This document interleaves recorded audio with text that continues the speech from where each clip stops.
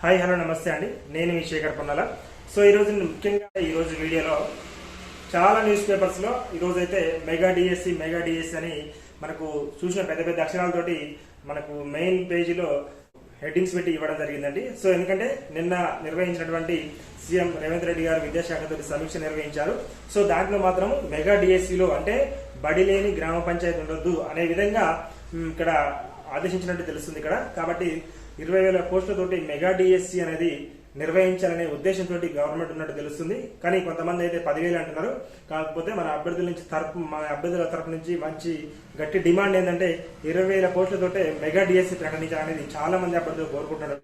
5 లక్షలకు పైగా ఈ డిఎస్సి అభ్యర్థులు ఉన్నారు కాబట్టి ఇన్ని సంవత్సరాల నుంచి వెయిట్ చేస్తున్నాం. గత ప్రభుత్వంలో ఒకేసారి డిఎస్సి వచ్చింది కాబట్టి చాలా కాలం నుంచి ఎదురు చూస్తున్నటువంటి అభ్యర్థులు ఎంతో ఆతృతతోటి ఎదురు చూస్తున్నారు. కాంగ్రెస్ గవర్నమెంట్ మనకు ఫస్ట్ క్యాబినెట్ లోనే మెగా డిఎస్సి ప్రకటిస్తామని చెప్పడం జరిగింది. కాకపోతే ఇంకా కొంచెం లేట్ అవుతుంది. దాన్ని తొందరగా మీరు నిర్ణయం తీసుకొని డిఎస్సి ప్రకటించి వాటికి సంబంధించిన డేట్స్ అనేవి అనౌన్స్ చేస్తే అభ్యర్థులు కూడా చాలా హ్యాపీగా ఫీల్ అవుతారు. టెట్ అంటున్నారు మళ్ళీ మధ్యలో. టెట్ అనేది అసలు పెట్టకూడదండి. డిఎస్సి నోటిఫికేషన్ ఇవ్వాలి, వాటికి సంబంధించిన ఎగ్జామ్ డేట్స్ ఇవ్వాలి. ఎందుకంటే టెట్ అనేది చాలా సార్లు రాశాం మనము, అది లైఫ్ టైం వ్యాలిడిటీ ఉంటుంది కాబట్టి ఇప్పుడు టెట్ అనేది అవసరం లేదు.